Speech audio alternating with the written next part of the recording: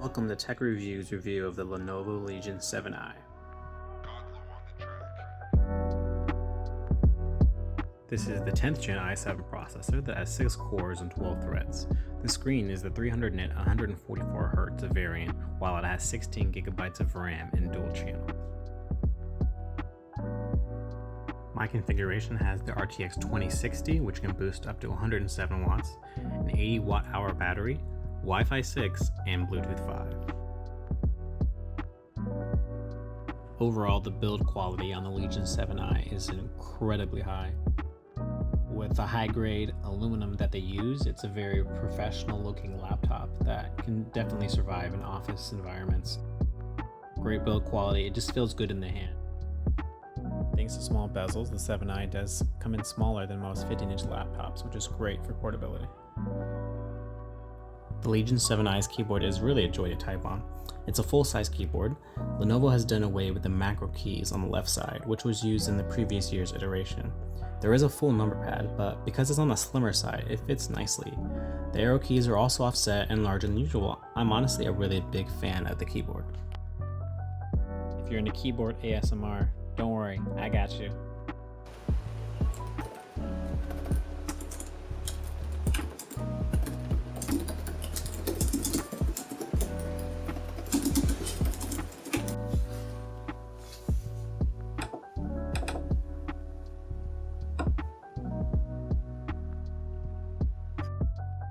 The quality of the touchpad is top notch and it's perfect for, doing very serious internet research.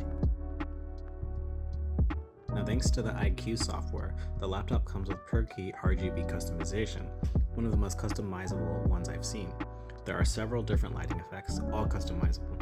You can customize not only the keyboard, but the rear exhaust and the light bar at the front. You can customize specific keys, the WASD keys, so you can make it completely your own.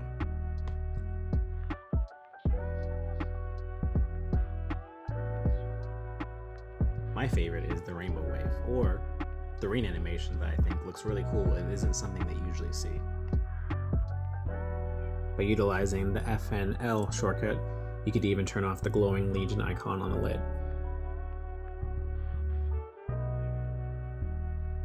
I'm not a huge fan of the RGB vomit that it gives you every single time you start up the laptop, which leads me to venture into the BIOS to find a way turning it off. Unfortunately, the default BIOS does not allow you to change this, but I would recommend getting into the advanced BIOS. So we did actually figure out a way to get into those advanced BIOS, thanks to Reddit and some other forums, but please check the description below and I will provide detailed instructions as to how to get there. I'm hoping someone smarter than me can provide a way to turn off the RGB on boot, but the advanced BIOS does provide you ways into overclocking and you can undervolt on this machine. I did want to touch on the hinges on the 7i. It is high quality and I can tell, unlike some other laptops, that these hinges will last a very long time. Now let's talk about the I/O. From left to right, we have the Thunderbolt port, the USB 3.1 Type-C with DisplayPort 1.4 technology, and the audio combo jack. And on the right, a USB 3.1 Type-A port.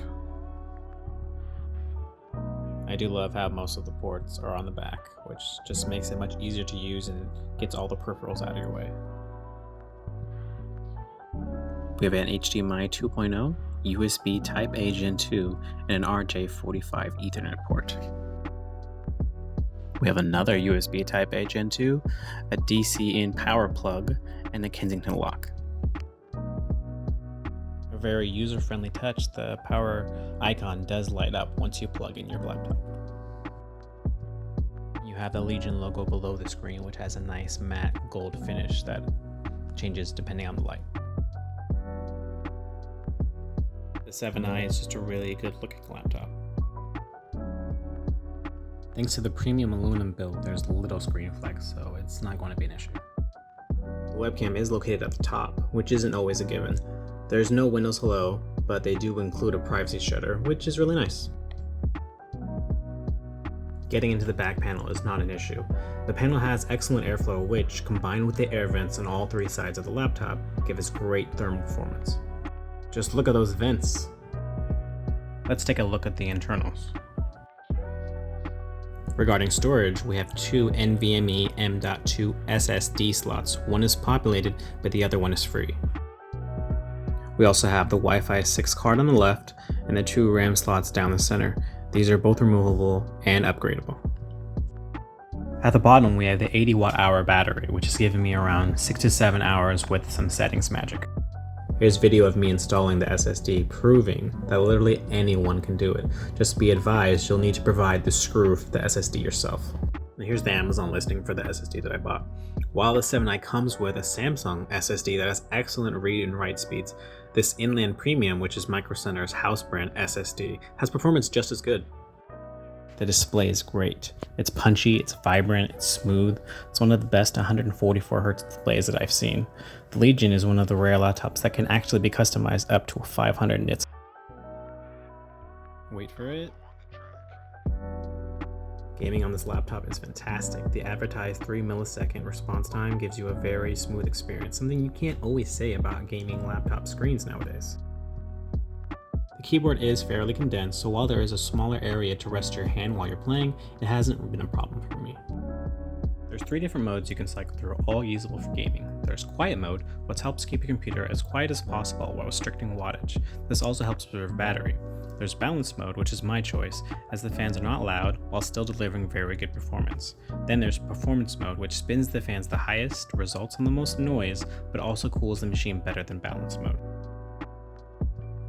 Onto performance, the Cinebench score of around 3200 is respectable, but nowhere near the AMD Ryzen 7 chip performance. Another benchmark is the Heaven benchmark, and the first one is showing with hybrid on, and the second one was with hybrid off, so I'm not quite sure there is a tangible difference. The 7i can be outfitted up to an RTX 2080, but this model is running the RTX 2060. As shown before in the BIOS, it maxes out around 107 watts, but can be overclocked higher. Let's see how it performs during gameplay. Let's start with Apex Legends. On Ultra, we averaged around 114 frames per second, while also having some great temperatures all around. This is easily a game you can get away playing on quiet mode.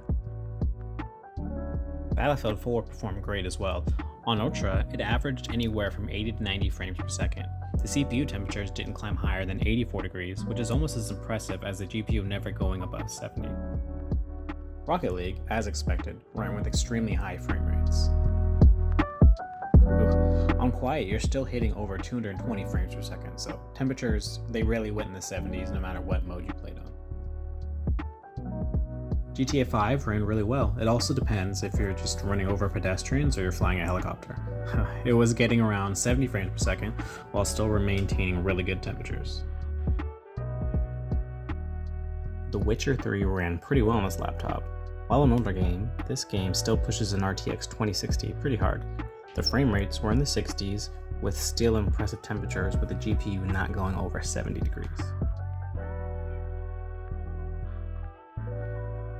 Now, let's give credit to Lenovo for making a machine with great thermals. The vents at the bottom, along with the exhaust on 3 sides, they really help keep the temperatures down. Here's where we run into a problem. Well, this is what their vapor cooling system looks like. And this is what my machine shipped with. Heat pipes. Yeah, my reaction as well. But they completely led me, and plenty of others, as indicated in multiple Reddit threads, into believing all models had a vapor chamber cooling system. When I'm paying over $1,400 on a laptop, I like to get what was advertised, so this is unfortunately going to have to be a return. They even covertly updated their website's description, saying the Legion 7i features up to an integrated 2mm vapor chamber. It's just disappointing, man. They even released a video qualifying the vapor chambers for specific models. However, considering that, if you know what you're getting, and a lot of that is based on which of the many models you're ordering, this is a really good laptop. It's more expensive than its contemporaries, but you can make a good case that it's worth it. Let's look at the pros and cons. The build quality, performance, I/O, they're all great. The thermals and the fan noise might just be my favorite aspect of the 7i. The negatives. You've heard my gripes about the false advertising. Many others do hate the RGB on boot, and I just think the Lenovo Vantage software leaves a lot to be desired. Well, that's all I got for the Lenovo Legion 7i. If you have any questions, please leave them in the comments. I will do my best to answer them. If you think this didn't completely suck, let me know. This was a fun experiment. Till next time.